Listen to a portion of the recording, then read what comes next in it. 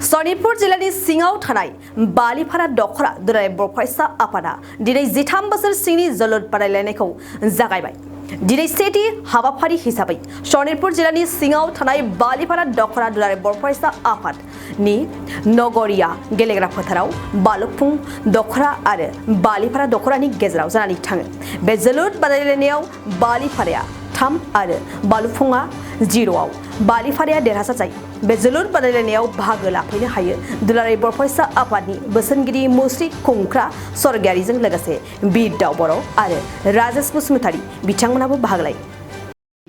दुलाराय बर' फरायसा आफादा 13 बोसोर बैसोनि जि उन्दैफोरनि जोलुर बादायलायनाय बे हाबाफारिखौ दिनैनिफ्राय जोङो नैबे बालिपारा दखरानि जि बेन्दों सिङावनो सिंग्लिमारा गामिनि बे गेवलां फोथाराव जागायजेनबाय आरो देग्लाय नैथि खेबनि थाखाय सनितपुर जिल्ला हिसाबै लाबाय आरो सनितपुर जिल्लाया बेखौ 4 जनाव बाहागो राननानै होनाय जादों। मानो होनना बुङोब्ला सनितपुर जिल्लाया देग्लाय बे खेलखौ लिग हिसाबै होनाय जादों। थ' बेनिखायनो दायो उन्दै गथ'फ्रा जि गेलेनाय हाबाफारिखौ लानायजों बिथांमोना सोब गोजोननाय मोन्दों आरो मोनफ्रोमबो दखराफ्रा बे हाबाफारियाव बाहागो लानो थाखाय खोब गोसो जानानै दङ आरो बिदिनो जोङो नैबे गेलेनाय हाबाफारिया जालांगोन। आरो मानो होनना बुङोबा जिहेतु थांनाय बोसोरनिफ्राय दुलाराय बर' फरायसा आफादा आन्डार 13नि जि उन्दैफोरनि जि जोलुर बादायलायनाय बेखौ होनायाव गोबां गथ'फ्रानो गावनि जि रोंगौथि बे रोंगौथिखौ दिन्थिनो थाखाय मोनसे प्लेटफर्म मोन्दों आरो बेनि देग्लाय जोंहा थांनाय बोसोरनिख्रुइ देग्लाय गोबां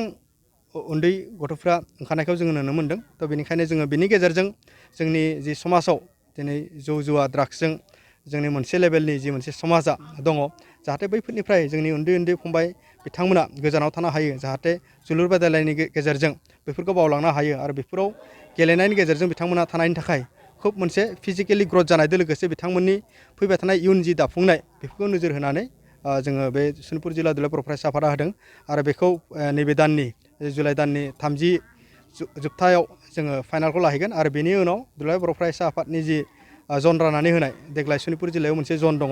थ' बेहायबो सनितपुर जिल्लाया बाहागो लानो थाखाय रेडि जानानै दङ।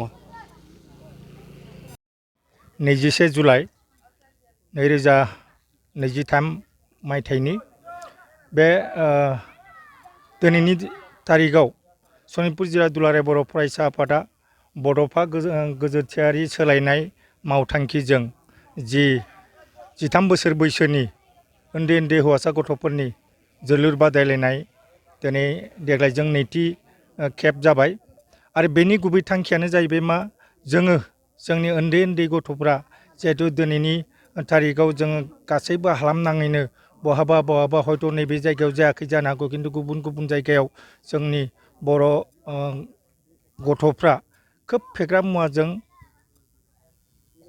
नोरजिया जानानै दं। ड्राग्स जानाय, ड्राग्सनि बेबस्था खालामनाय बेबायदिखौ जोंनो नुनो मोन्दों। बेनिखायनो जाहाथे बेफोरनिफ्राय जोंनि उन्दै गथ'फ्रा बा उन्दै फरायसाफ्रा जाहाथे बेफोर फेग्रा मुवाजों लोब्बा थाया, जाहाथे गावनि जिउखौ दाफुंनायाव गावनि जि नाजानाय बे नाजानायाव हयथ' दिनै जिबायदि गोसो होनानै मावथांखि बा मावनांगौ बेखौ जोङो दिनै दुलाराय बर' फरायसा बा बे थांखिजोंनो जोङो दिनै 13 बोसोर बैसोनि जोलुर बादायनायखौ जोङो दिनै होजेनबाय आरो बे 13 बोसोर बैसोनि उन्दै हौवासाफोरनि जोलुर बादायलायनायखौ दिनै आसाम नाङैनो आन्चलिक जिल्ला आरो जोङो मिरु आफादै फैबाय थानाय नैबे हयथ' 15 आगस्टनि उनावनो जोङो बादायलायहोगोन अल आसाम नाङैनो आरो बे अल आसामनि नाङैनो जोङो 4 जनाव खालामनो नागिरदों। मोनसे जाहैबाय गलाघाट, मोनसे जोंनि सनितपुर, मोनसे हयथ' ओरै चिरां, बेबायदिनो 4 जायगाथिं जोङो जोंनि नैबे सेन्ट्रेलि दुलाराय बर' फरायसा आफादा 13 बोसोर बैसोनि उन्दै गथ'साफोरनि जोलुर बादायलायनायखौ जों लागोन। खिन्थु जों दिनै जोंनि नैबे सनितपुर जिल्लाया दिनै जों जागायबाय। हयथ' बे दिनै जोङो भालुकफुं आरो बालिपारा बे मोननै दखरानि उन्दै गथ'साफोरखौ जों दिनै गिबि खेबनि थाखाय गेलेहोग्रोदों आरो नैबे सारिदुवार सिंलिमारिनि नगरिया गेलेग्रा फोथाराव गासैबो रायजो राजानि हेफाजाबजों जों दिनै उन्दै गथ'साफोरखौ गेलेहोनाय जागायजेनबाय।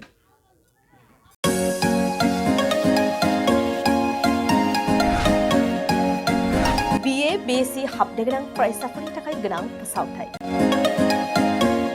गसाइगाव जारागुरि गबिन्द बसुमतारी फरायसालिमायाव BA, BSc डिग्रीनि मुं थिसननाया सोलिगासिनो। गिबिसिन मुं थिसनहैनाय सा 150 सिम फरायसाफोरा बेसेन नाङाजासे मुं थिसननो हागोन। 150 निफ्राय 200 सानि गेजेराव 75% रेहाय, 201 निफ्राय 250 सिम 50% रेहाय आरो 250 निफ्राय 600 नि गेजेराव मुं थिसननायनि रांखौ 25% रेहाय होनाय जागोन। जारागुरि गबिन्द बसुमतारी फरायसालिमाया बड'लेण्ड मुलुगसोलोंसालिजों गनायथि होजानाय गुनगोनां फोरोंगिरिफोरजों लोगोसे फरायसाफोरनि गाहाम सुबिदा गोनां फरायसालिमा। बड', इंराजि, Assamese, political science, history, economics, education, philosophy, sociology, geography आरो मेथ्स आयदाफोरखौ लानानै फरायसाफोरा बे फरायसालिमायाव फरायनो हागोन। लोगोसेयैनो फरायसाफोरा लाइब्रेरिनि सुबिदा, extra curricular activities, career counselling, सांग्रांथियारि हाबाफारि, रिविजन क्लास, लोगोसे स्पोकन इंग्लिश, सेल्फ डिफेन्स आरो कम्पिउटारनि उफ्रा सोलोंथायबो लानो हागोन।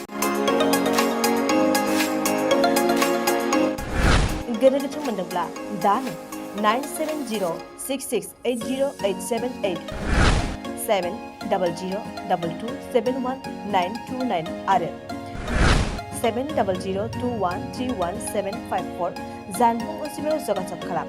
College website www.gbcj.edu.in, email ID govindcollege@gmail.com।